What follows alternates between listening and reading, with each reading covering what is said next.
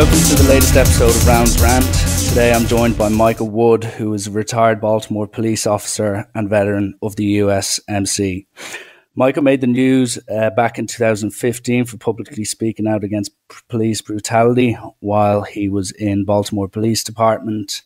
And more recently, he has taken his work to online podcasting and other platforms. So to begin, welcome to the show, Michael. And the first question I'd like to ask you is about your upbringing and what are some of the memories from your youth?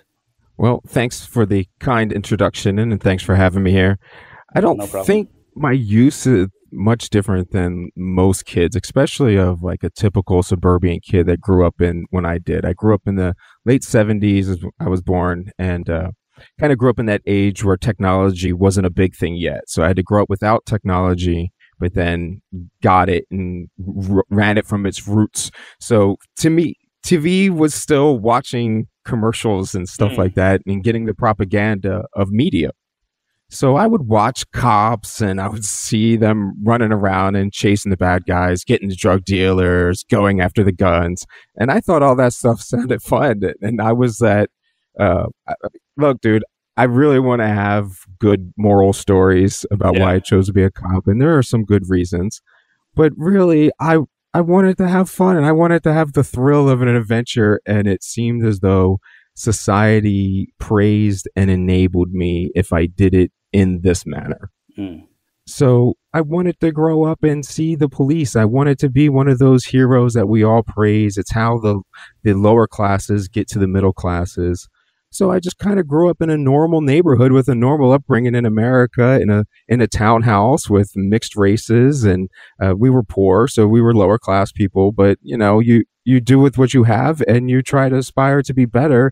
And in America, there's this really gross thing where you can get better and you can ascend out of the low class and get to the middle class by essentially being a mercenary. So the first way I started to be a mercenary was joining the Marine Corps.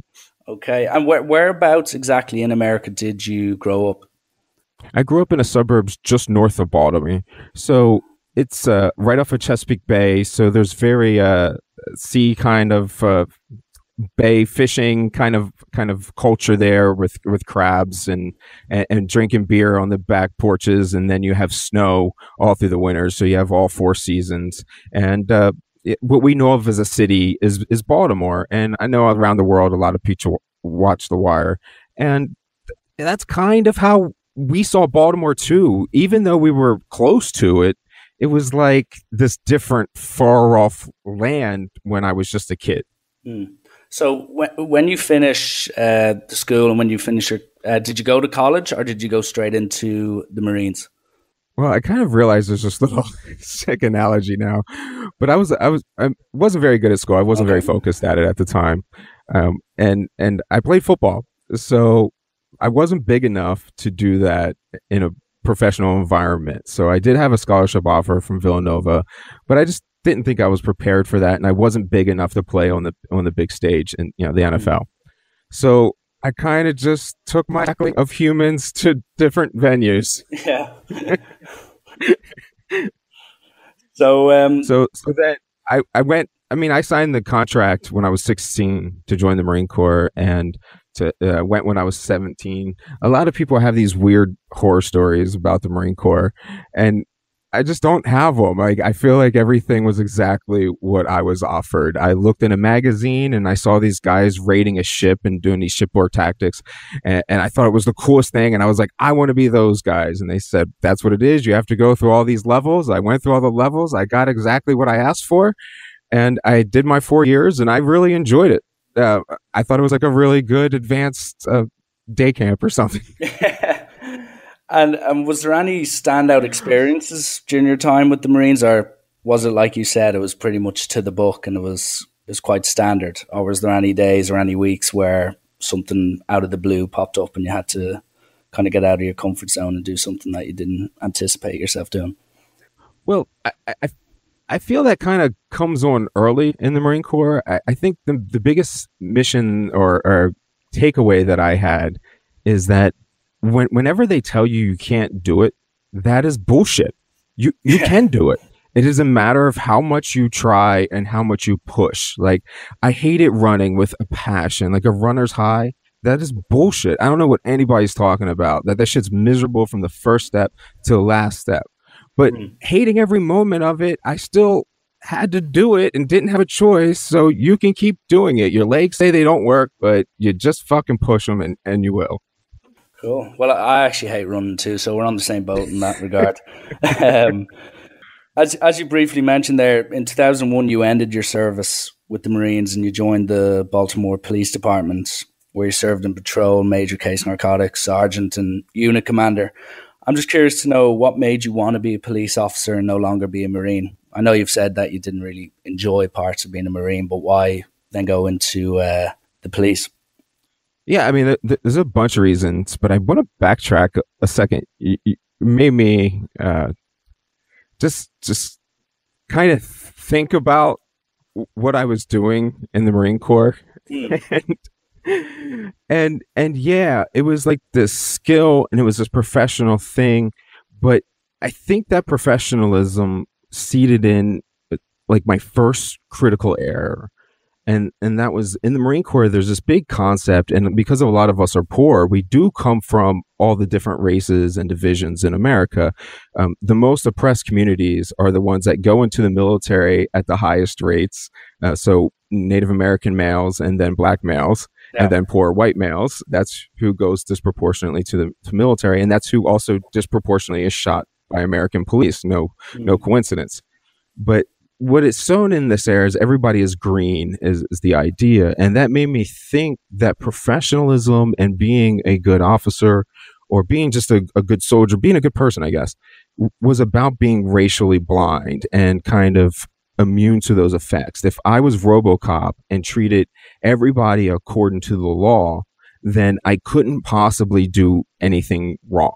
And Mm. I think that was a really big error that led to me taking a long time to realize what the system in American policing was actually doing in effect. Um, so why I wanted to go into the police department right away is that the unit I was in the Marine Corps was an anti-terrorism unit that has to be anywhere in the world within 24 hours and sustain themselves for at least a month. I was really tired of moving around, and I figured when the shit hit the fan, I wanted to know where I was going, not Yemen or Tanzania or something. Yeah. If I was So, going to risk my life dying, it was going to be for somebody that was at least live near me. home comforts at least. So, like, when you go into Baltimore, was there any other options at the time in your head, or was it always going to be working in the Baltimore Police Department, or was there other police departments across America, or maybe in bordering towns that interested you, or did you have your mind set on Baltimore? Well, we were actively recruited by Las Vegas, and I tried that out for a little while, but then was convinced that the whole concept of living in the middle of the desert by myself and not knowing anybody at the age of 21 probably wasn't an intelligent plan. So No. I decided to at least stay close to home. And I applied for the surrounding counties and the city. Certainly, I wanted to go to the city. I wanted the thrill of it, but the counties do treat their cops better. So I wouldn't necessarily say I would have turned them down. But to give you a difference on the application process, I think I already had a badge before the county even called me back to come for an interview. Really? Yeah. I mean, that's how it is. Like, everybody always says there's no jobs. I'm always like, well, actually, there's about 300 police officer jobs in Baltimore that you can get at any point in time. Oh, interesting. Well, that can be my plan F down the road if all else fails. Get my badge. I hope you have more letters in your alphabet list than that. Okay. Just so when you enter the Baltimore Police Department and you start working there, did you have any idea of the scale of the task ahead of you? Or did you kind of go in a bit blind and then suddenly, once a week or two went by, you realized, hang on, there's a significant crime and drug problem around here?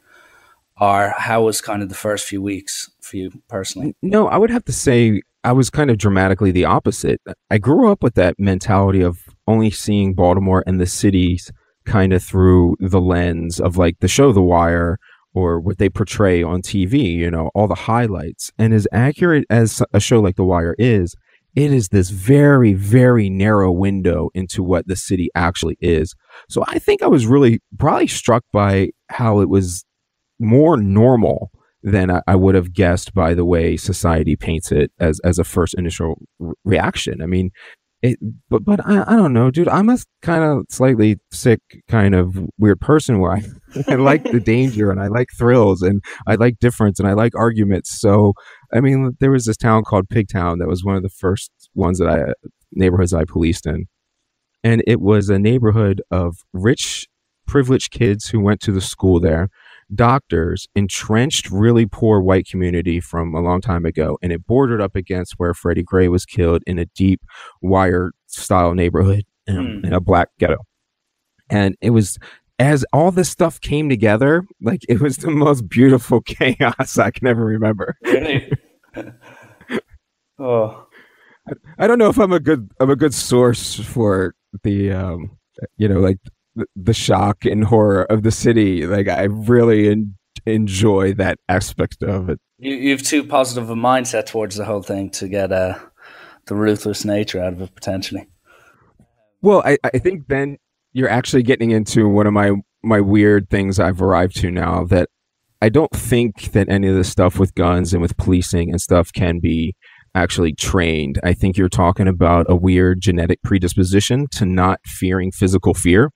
And what militaries actually do is they selectively screen out people who don't have a fight, flight, or freeze response because we have some kind of genetic weird thing where we don't feel physical fear. So we'll put ourselves in danger at a greater risk than other people because we kind of enjoy it. That's an interesting point. And you mentioned The Wire there and how it's somewhat realistic with real life Baltimore. I'm just wondering, in your opinion anyway, there's obviously a big drug epidemic going on at the minute in Baltimore, and it's been there for a substantial amount of time.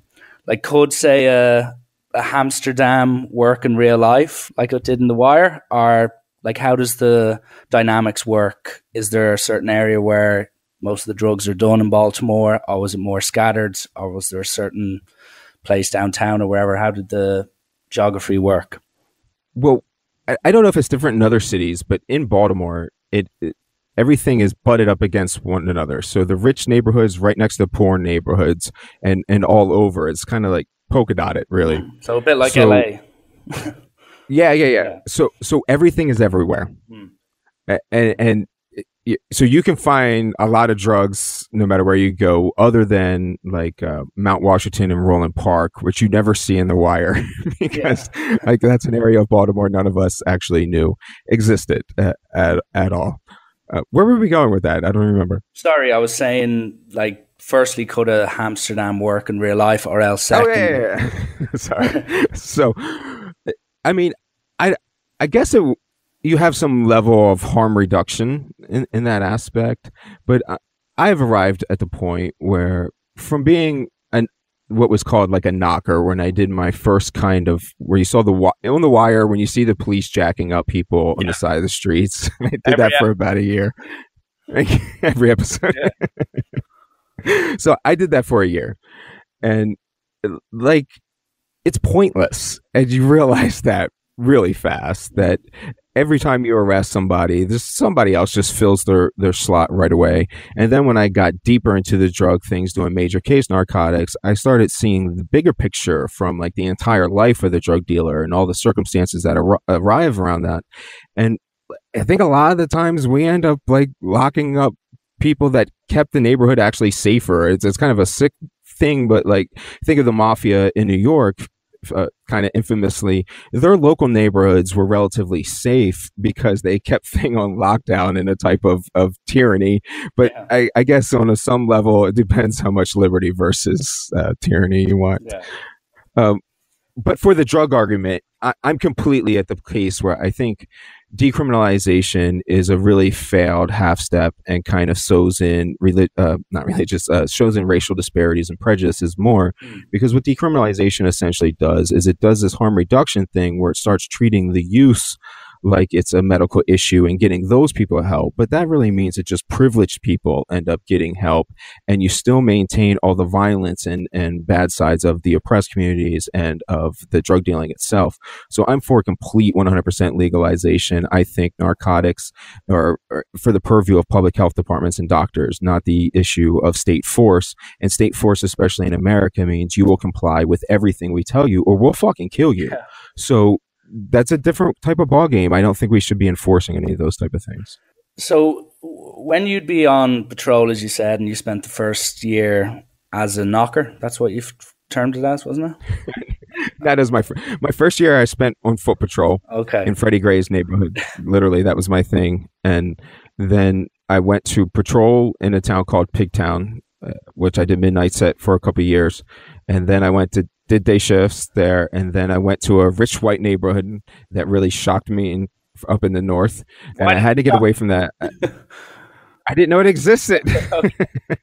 Didn't know a rich white neighborhood existed.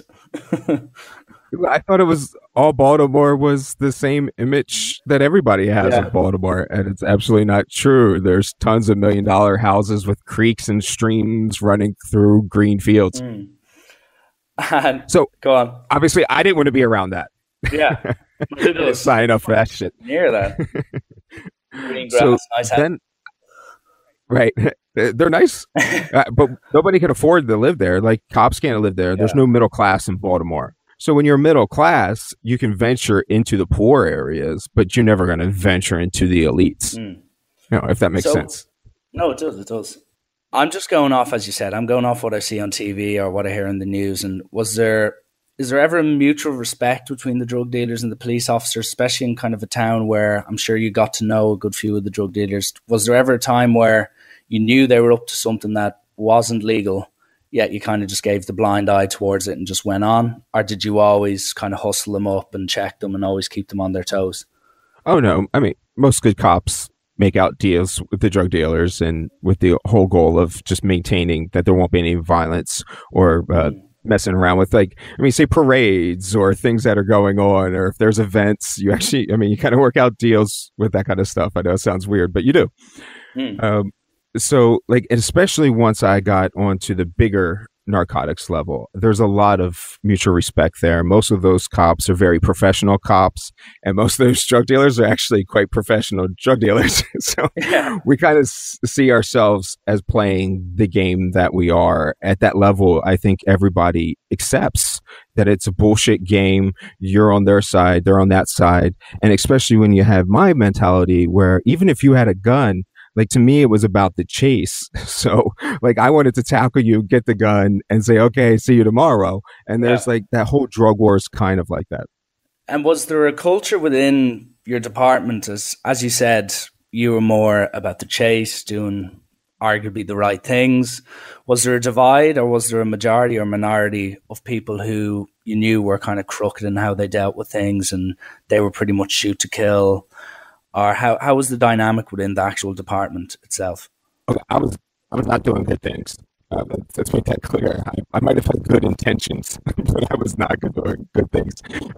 One of the more dangerous things about American policing and British policing really isn't that far off, is that it takes the oppressed people and it makes us enforcers to impress our people even more, but under this color of law where we think it's right, and it's not. So, like, I wasn't racist, but because I was a pawn in a racist system, that made me have racist actions. So that's why I don't think that it matters very much whether a cop is racist or not. I think it matters more whether the system is racist, because you'll just go in through your incentives and disincentives and you'll follow these things. I think a lot of these cops, they're just people who are following a system and they don't know what's going on. And they're just, if the job says you arrest people and this is what you get paid for, and so they go out and they think they do their job because they're following the law. Now, I was really shocked by how many of them were criminal. This is one of my bigger shocks, is that I realized at one point in time that I had known about 100 officers personally that had been arrested and convicted of an offense. And then in my 10 years, there was over 300 police officers in Baltimore who have been arrested and convicted of a crime while they were police officers. So that comes up to somewhere under 10% of the people in policing. And I know that there's nowhere near 10% of the people anywhere else of any place that I know where there is that highest percentage of people that are convicted criminals, not even in the worst neighborhood in Baltimore. Wow, that is a crazy statistic. You've mentioned him before, so Freddie Gray is obviously a topical name that crops up a lot of the time when people talk about police and crime in Baltimore. And in 2015, he was arrested, and there was a lot of drama because he died a week later from, I think it was a spinal injury he allegedly sustained while being arrested by 5 or 6 police officers. And this ultimately led to riots and mayhem in Baltimore with protests against the police officers involved in the arrest. And what eventually came of that is all the officers got off scot-free, just like we've seen in other similar situations involving police officers and civilians. And one thing I'd like to clarify before I ask my next question is, like, were they even allowed to kind of hustle him and arrest him in the first place, or what they did by searching him initially, was that actually illegal? Well, so it would be my entire argument that that wasn't legal. You have no right to stop him. And that, well, they have a right to investigate him. It's a kind of a cruel reality of American tyranny where we have that judges create case law. So that actually what it ends up doing is that means that if a court case goes to a judge, and they make their opinion on the interpretation of that law. So you end up with multiple interpretations of a law, and then that is kind of like the basis of tyranny when the public can't actually do anything because you're being ruled then by judges and not by the actual law. So how that ends up applying to Freddie Gray is that there is case law that says that police officers can stop you if you avoid eye contact with a police officer, and then there's case law that says a police officer can stop you if you make eye contact with a police officer in these so-called high crime areas. So they had a right to stop him legally, no matter what he had done in that situation. So you're kind of already off to a really bad legal argument to begin with. I think I've read that you have to write down in whether your logbook or something that if you search someone, obviously you need to have the legal requirements to do so. But was there a lot of the time where they would just do stuff? Your naivety is just flying. Nobody does such reports. The vast majority of reports aren't ever conducted, even written down at all when it comes to stop and frisk. Entire units just go around. That's kind of what knockers do, is you go around doing mass searches of people in the corners, and a small single digit of those, percentage of those are documented. Absolutely, maybe the only legal real precedent you have to stop somebody in that manner when you search them is by a Terry stop, which is the case law, Terry v. Ohio, again, problem with case law. And that gives the officer, when somebody's displaying the characteristics of an armed person, that gives you the right to do that. Now, I was this person that was professionally obsessed, so I went around on the streets, and I was like, it was my pet peeve, my obsession, to try and find as many of these legal Terry stops as I could, where I could legally justify just jacking somebody because I thought they had a gun. And guess how many I came up with after a decade on the streets? You want to come up with it? I'm going to sound like an idiot no matter what number I come up with, but I will say I'm going to say this 15. Two. So you're pretty close. Most cops think they see hundreds or thousands of them. They certainly don't. Wow. I saw 2 that met the requirements. The first time I saw somebody, he had a gun, and everything was exactly what I thought. And the second time, the poor guy had a colostomy bag. Wow. And did you ever take part in these? I keep referring them to as TV shootouts, but they're not. They happen in real life. But I'm just wondering, were you ever involved in big shootouts with drug dealers or people who had committed crimes, or, as you said? No, that is epic failing at policing. Like, you get into shootouts and you get in the foot chases because you screwed up. We kind of glorify when policing goes wrong. Yeah, we do. That's propaganda. That's all you see. I'm not supposed to get into the shootout. I don't go into the guy's house and raid it unnecessarily. I have time. I have all the time in the world. I'm literally an hourly employee. I have all the time in the world. So I'll wait for the guy to come outside until he's vulnerable, and I have the advantage. It's the cops create their own situations a lot of times. I was just looking back at some of the famous tweets you did when you kind of exposed the ins and outs of the Baltimore Police Department, and you stated that you saw officers illegally searching thousands of people with no legal justification, which is what you've already mentioned as well. But you also mentioned that you witness officers pissing and shitting inside suspects' home during raids, on their beds, on their clothes.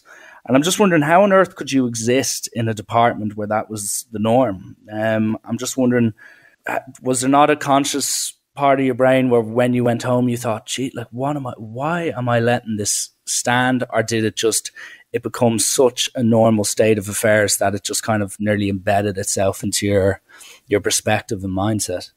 Well, policing are kind of like most other humans, where you get into this thing where there is a certain level of groupthink where I let a lot of things go, like slapping people or stretching reports and stuff like that, where I just didn't report it. But you end up with like how most people in schools and children, they separate themselves at the lunchroom table. The same thing happens in policing. So one of the reasons why I ended up blinded for quite a while is that those groups kind of separate themselves. You weed them all out, and which cops you can do what things around. Now, if you wanted to go chase drug dealers and get in the car chases, by all means, you could do that with me day in and day out. Yeah. But if you were going to be robbing somebody, you couldn't do that with me. That was perfectly clear. So like the guys who were in the major case squad, we didn't do any of that stuff. Like that was just a group, and we never really saw a lot of it. That story I had heard from somebody else, and then it was confirmed that happened in that unit because we got crossed over. So then when I had heard the story, and then when we did a raid with that unit, then they did it. And it was like, oh, well, I guess it was real. I didn't know it was real to that time. Like our units wouldn't do those type of things. So the recent gun trace task force in Baltimore, the big thing where they were running around robbing people, their office was literally across the street, across the hallway from my unit in the major case squad. And we never saw them do any of that other than the fact that we knew what their tactics were, but they were kept separated from us. All those, whenever those groups do that, those types of units, that's one of the ways that accountability is shed from the leadership, because they let them run completely unsupervised.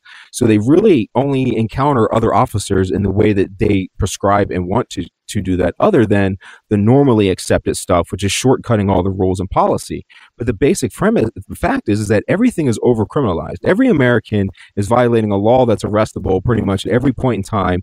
And all the cop rules for the cops' behavior is completely impossible for them to actually do their job, because they have all these rules that conflict with one another. I mean, the entire premise that they protect and serve is not even true at all. There's no legal requirement. Nowhere in training does it say that the officers are to protect the public. That literally everything is about the officers protecting themselves, not the public. They protect themselves and elite property. So we have all these juxtapositions of ideas and what is legally there, and I think that just shows mass confusion as to what's what and what's ultimately good. No, that's an interesting point. And is the problem with the recruitment of underqualified people or police officers, or is it the culture within these different departments all over America that's causing these issues, like these Freddie Gray incidents, and these, I could mention hundreds and hundreds of examples in Baltimore, in other places across America? Do you think it's the culture within these departments that people come in and then they kind of get sucked into it, or is it the actual individuals being hired to do the police work in the first place? No, I don't think it's either of those things. I really think that that's missing the point entirely. I mean, it's not your fault. You're not. Yeah, no, this isn't your field. You're not supposed to know that. But yeah, this is about the system of what policing is. Cops are a pawn in a system. And so it's definitely not them. And there is a culture problem, but the culture is an American culture problem. And you guys really aren't, like, a lot of places like to look at America and think that their policing is better, and their policing isn't really better. They're just not saturated with guns like we are. And that creates an entirely different dynamic that expresses it. But what policing is what your society is when the shit hits the fan. Who are they really? And when it really comes down to it, we are a fearful people that fear fears the other, and in the sake of safety will kind of do anything that we can to protect ourselves from the others. And then in America, especially, you have this kind of cultural mentality overall that fears the others. We get in arguments about races, and we have all these preferences and these divisions of left and right and all these things that separate our society. But those are long time tricks of plutocracies to go ahead and separate the people and make them fight one another so that they miss the forest from the trees. And the point is that we have been talking all around this world. We argue about which people will police us and how they will police us. And that is a fundamentally corrupt question. We have to say who will police us and how they will police us. Until the community is actually in charge of a police department and aligns the incentives towards what the community actually wants, you're never going to get there. Your police departments are political armies for your local jurisdictions. They literally don't serve you. And this is very much true where you are. They are not doing the things that solve crime. So, for instance, I'll go to this real quick. We can get into long diatribes about any subject you want to. These conversations are rants, and I can go on for forever. But there are 4 things that are correlated to violent crime, and this is all over the world. The number one thing correlated to violent crime is environmental poisoning, most reflected by lead poisoning, and it's most effectively fought by lead poisoning abatement. In 1972, in America, they did the CAFE standards where they took the lead out of the gasoline, and then 20 years later, because what happens is you're poisoning the children, and then by having lead paint and other environmental stuff around them. And then they have violent results when they're older, because when they're 20 years old, then they don't have the same impulse controls. They have violent tendencies. They have lower IQs because they've been literally poisoned by their environment. So then we had the dramatic crime reductions in America in the 1990s, and that was reflected nationwide. Now, New York ended up following this up. Their public health department got the lead levels lower than any city in the entire nation. And now 20 years later, they are the safest city in the entire nation by a mile because they have the lowest lead levels in the entire nation. The number 2 thing that is associated with violent crime is income inequality. And this is not poverty. We often say this is poverty, and it's not at all. There are tons of poor communities. There's no correlation between poverty and violence. It is income inequality. So whenever the rich are staring us right in the face, that's why in a place like Baltimore, you have a little bit of elevated factor because the income inequality is so stark there. The third thing that is associated with local instability, which is often like socioeconomic conditions and things like that, which you'll see people reflect in America as fatherless homes. But fatherless homes are a symptom of local instability. That's the third thing. The fourth thing is the actual police, because police do not fight crime. They literally create crime. We have no idea how much crime is caused. Crime, whenever you look at the measurement, it is literally the measurement of what a police officer does. It is the measurement of a police officer's activity, not a citizen's activity. It is how many times a cop suspected this person and charged them with something or wrote something down. It has nothing to do with actual reality of how much crime was committed. So nowhere in the world is any police department fighting those 4 things. So no matter where you are, you do not have a police department that is at all remotely focused on actually fighting crime. They are focused on continuing their own existence. Wow. Sorry, no, that's my rant. That's good. That's exactly what I need. And I can just literally segment that 4 minutes and just be like, any questions you have on the police department and what needs to be done, bang, and I'll link that. You were saying there about police officers with their statistics and keeping their jobs alive more so. Is that a huge part of the corrupt nature perhaps of the police department, that if they do their jobs, they could inherently get rid of some of their jobs as well? Because by there being a lack of crime and a lack of drug activity, that's going to mean there's going to be a lack of want for police officers. So have you ever witnessed yourself whether police officers kind of had a lenient view on things? We're like, listen, we'll deal with that later down the line because we don't want to sort that out just yet. We'll take our time. Well, I think all humans kind of get some cognitive dissonance when they're thinking about what they're actually doing and what the results are versus what they wish their results were actually going to be. But I really don't think it's police officers that have any resistance at all to changing the idea. What you're saying is, yes, policing, its ultimate goal needs to be the elimination of purpose, but you've really got to be careful about what we're focusing as policing. So if you're policing, if your definition as it currently is the only answer is violence, then yes, if your only answer is violence, then we need to do everything we can to eliminate your purpose and your association with our community. But if your goal is to fight the things that cause crime, well, then you can endlessly do this thing. And we don't need to do that with guns on us. There's no reason why you have a gun to make a car stop or anything like that. There's just no reason for that. So we can start doing the things that continually fight crime. So even if you end up, say you get all the lead poisoned out of the environment, well, you still have income inequality issues. So you focus on that. You're still going to have homelessness issues. You're still going to have, people that need assistance or something. If whatever the next thing is on the list, there will always be a causation to crime, but police don't look at what causes crime. They only investigate the actual conditions of the crime. So even if you think about like a robbery, police go in and they investigate all the things that happen.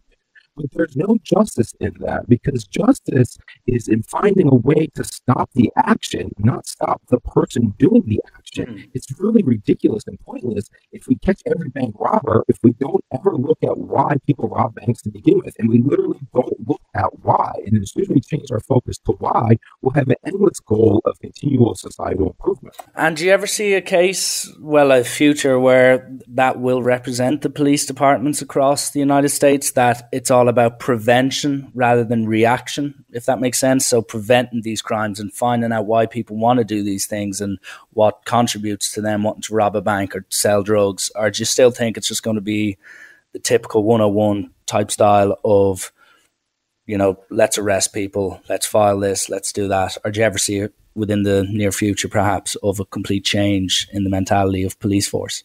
Well, here's what my lessons have taught me so far.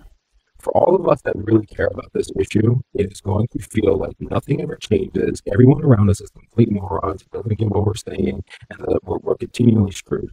But all the science and all of history and all of reality tells us that every generation is better than the next generation. It is true that the arc of justice is long, but it always does come, does come about, wherever that saying goes. Yeah. And it's just inevitably true that these things will take place because the more people understand that this is actually tyrannical rule and you're being oppressed by your governments, then they will stand up. That's just the way it always works about human history. So I think inevitably we will end up with these better systems, but it's brutally painful when you're aware of them and can't really do anything about it. Recently, actually, here in Ireland, we actually had our own controversy involving allegations by two police officers that were whistleblowers. And they were stating that there was a problem with the classification of some homicides and some had not been investigated properly. And I'm just curious, do you genuinely think that across the globe, and I know it's quite a vague question to ask and it's probably a tough one to answer, but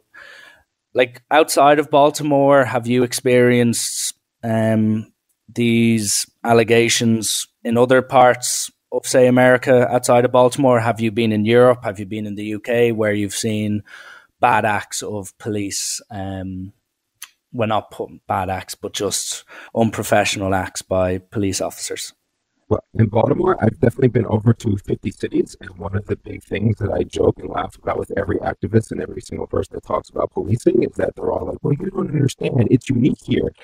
They go on to label all the same problems as every other person that has told me that their city is unique. And I can't help but laugh, and it probably makes me come off a little arrogant. But none of these things are unique. I have talked all over the world about these kind of things. And so what you end up having is all the policing is essentially the same if this is the structure.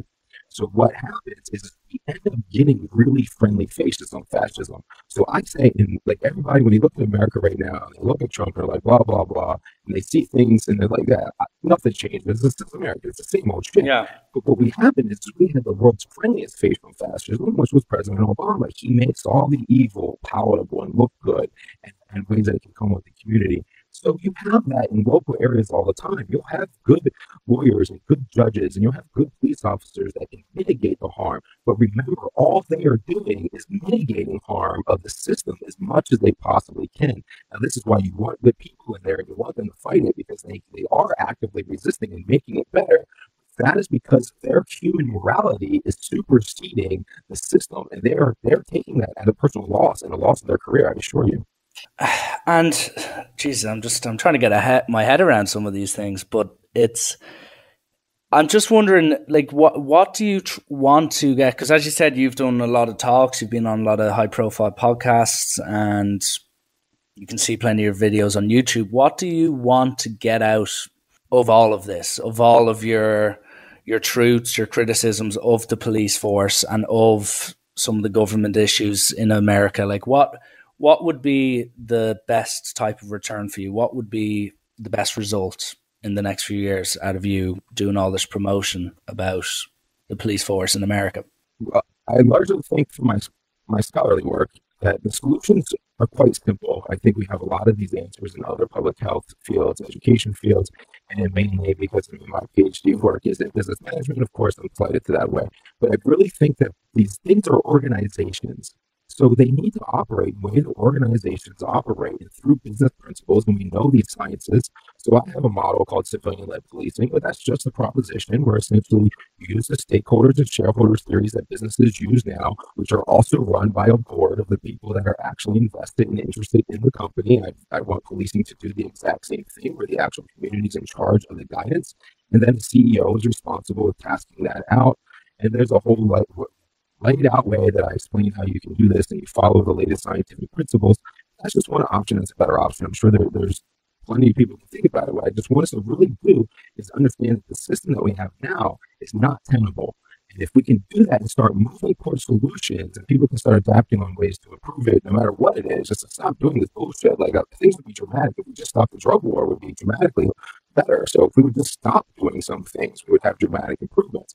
So to just move towards that direction, and then when we can get towards that direction, I can shed some of my guilt for the role that I had in all these things. I can provide a solution, and I can go back to a normal life where nobody has to listen to my ass talk anymore. Well, no, I think it's really, really important what you're trying to do, and I actually do commend you for it. It's definitely a very noble thing to do. And last thing I'd just like to say is you're talking about trying to make change and change things for the better, but I'm just wondering, have you ever come into or encountered resistance from anyone or any police officer or former police officer, someone involved in a certain department? Because what you're saying is it's going against the grain a tiny bit, even though I do think it's right and you firmly believe it's the right thing to try and promote. But have police officers or sergeants or commanders or whatever, have any of them given you grief? No? You just ignore it? No, they're not my problem. Police officers are employees in a system trying to do good. They largely believe it's us who figure out what that good is, and then they'll do it. They often say things like, we don't make the laws, we just enforce them. So I don't really find them to be the pushback. I think the worst thing is that the most pushback I get is from the people that I'm trying to help the most. It is a weird condition of oppression that in a human idea that justice is revenge plus equality. That's how much of us see justice. So the end up kind of what ends up being the goal is that people don't actually want equality. What they want to do is be the oppressor. So a large part of what I'm actually fighting is that people on the left and people who think they're doing the right thing and are making a system that would be better, they're really just trying to make a system that makes them the oppressor instead of somebody else. And our fight is supposed to be to end oppression, not to be the oppressor, thinking that we will be better at it. I finish my podcast traditionally with a few quick fire questions. So that's the chunky, the deep conversation over with. But to finish off things, I'll just do a quick fire question. So the first thing that comes into your head, if you could please say it, that would be absolutely fantastic. And don't be embarrassed, by the way. People sometimes say... Oh, I'm not. Okay, well, the first question is, who's your favorite character from The Wire? Oh, Omar, without question. Omar's coming. Yeah, I mean, he's a bully of bullies. And, I've kind of done the same thing. I think if Omar and I had met on the streets, we would definitely have gotten along. That's good to hear. What is your favorite song of all time? Oh, that's easy. Death Letter. It is a cover by Jack White of a Sunhouse CD song from I don't even know if it might have hit the 1800s, but I think it's like the 1920s, 1930s. And Jack White covered it, and I just think he takes it to the next level. Nice. What is your favorite place or city in the United States? I don't know if I can have my favorite yet. I don't want to be spoiled. I'm a little too early in understanding Phoenix, but I am really liking Phoenix so far. But I can tell you my most hated city, hands down. Yeah. I can give you that. That is Portland. Why? I was there this summer. there are that the pinnacle of that neoliberal that Malcolm X was trying to warn everybody about. They Okay. think they're going around trying to help everybody, but they're really doing like the most racist, bullshit, discriminatory stuff, and they think they're doing good, and it's infuriating. Okay, I didn't notice that, but maybe I'll try and notice it the next time I'm there. There's a TV show called Portlandia that kind of just makes fun of that reality of them, but it's way more real than I would have thought. What is your favorite cop film of all time? I don't think I have a favorite complete film because I think they're all dog shit. Once you've done the job, you're like, these are all terrible. But I will say that in End of Watch, which is a recent one with Jake Gyllenhaal and Eric Pena, I think Mm. they have the first half an hour of the movie is them two in a car just talking to one another, and I really like that the most realistic. Actually, like how patrol officers talk to one another. A lot of people think that cops are professional or that the place is busy. Like it's not like that. I mean, most of us are morons. We're children, so we don't actually do things properly. But for those first 30 minutes, the way they're talking is spot on. And then they run into a veteran officer who gives them the speech about how they think they're doing good, but the enemy is not the street. The enemy is the other cops in command, and they're going to screw them as soon as they get a chance to. And they think they're doing good now, but they're going to end up paying the price in the end. And that veteran advice is one of the best veteran advice anybody can give a young cop. The enemy is not the street; it is the other cops that are above you. Next question: NBA or NFL? And well, Which now is it's your NBA. favorite? I've played football my whole life and was a huge football fan. But I wrote an article called "The NFL is not racist or unpatriotic." If anybody looks it up, against essentially the article obviously makes a case for the exact opposite. But I think, especially with their Mhm. propaganda dealing with veterans and glorification of veteran death and masking trauma from PTSD, essentially the same kind of thing for NFL players. It's essentially the NCAA is essentially a slave model that's legalized. I mean, dude, there's black guys up there being essentially auctioned off every time that the NFL has a draft, and it's not cool. Wow. Can I get that on your website? Like, I'd like to link that in this podcast, that Yeah, that's on my article. Medium How page, how would I and get that? I just ended up recording the audio book for Crimes and Punishments in the 21st Century. That's my philosophical book that lays out all these kind of ideas from the basic principles because I get tied up in things that are like simple to me, but it comes as a shock just saying that police, the crimes and measurement of a police officer's activity, not a citizen's activity, requires a lot of backtracking for people to understand. And then when it comes to how do you respond to crime, well, we got to get onto issues like I don't think there's free will, and I think the case is very clear that there's not free will. So to have some kind of rational approach to crime and to think you're going to reason with somebody about crime, that there's no way that's not an effective solution whatsoever. And lastly, I like it. Honestly, we could keep this going for 8 hours, but I have a certain time limit, or else my listeners don't have the attention spans to go beyond the I'm hour. a writer. But yeah. So last but not least, and the toughest by far, I ask this to every guest, and they always struggle. So describe yourself in 3 words. Vulnerable but prideful Mhm. and tired. Okay, that's an interesting one. So, no, that wraps it up, Michael. And I just want to thank you for coming on. I know it's quite early over there. Hopefully, you've got plenty of coffee or whatever is necessary to get you through the rest of the day. But Cannabis and coffee. listen, I got a lot of Cannabis and coffee is the world's greatest combination. the two C's, C squared. Listen, thanks a million for coming on. You've given some incredible insights, and I've no doubt that especially all the European listeners that will be listening to this will definitely open their eyes to what's really going on. Yeah, I wish you all the best with your future work. Well, thanks for having me. And let anybody, if they want to have questions and get into a particular issue, I'll nail it down. I mean, really trying to summarize 16 years of experience in Yeah. an hour is essentially impossible. We tried, though. We tried. We do our best. Okay. Thank you, brother. Thanks a million for